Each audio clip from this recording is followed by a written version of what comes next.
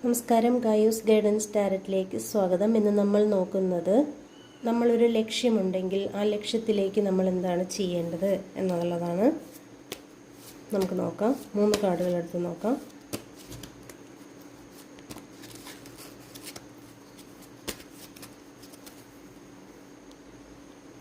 ആദ്യത്തെ കാർഡ് ഇപ്പോൾ ഞാൻ എവിടെ നിൽക്കുന്നു എന്നതാണ്.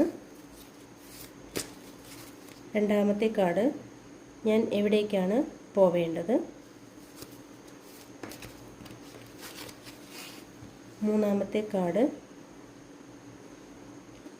എന്ത് ചെയ്യണമെന്നുള്ളതാണ്. ഓക്കെ, അതിൽ ആദ്യത്തെ കാർഡെന്ന് പറയുന്നത് ഇപ്പോൾ ഞാൻ എവിടെയാണ്, ഹൈ പ്രിസ്റ്റസ്. ഈ കാർഡ് നിങ്ങളിപ്പോൾ ഒരു ആത്മീയമായ യാത്രയിലാണെന്നും നിങ്ങളുടെ ഉള്ളിലുള്ള ശക്തിയെയും അറിവിനെയും കൂടുതൽ മനസ്സിലാക്കാനുള്ള സമയമാണ് ഇത് എന്നാണ് സൂചിപ്പിക്കുന്നത്. അതുകൊണ്ട് തന്നെ നിങ്ങൾ നിങ്ങളുടെ അവബോധത്തെ വിശ്വസിക്കുക. ബാഹ്യമായ പുറം ലോകത്തിൽ നിന്നകന്ന് നമ്മുടെ ഉള്ളിലുള്ള സത്യം കണ്ടെത്താൻ ശ്രമിക്കാനാണ് പറയുന്നത്. ഇനി ഞാൻ എവിടേക്കാണ് പോകേണ്ടത് എന്ന് ചോദിച്ചപ്പോൾ ഇപ്പോൾ നിങ്ങൾ ഒരു സംഘർഷാവസ്ഥയിൽ നിന്ന് മാറി നിൽക്കണമെന്നാണ് പറയുന്നത്.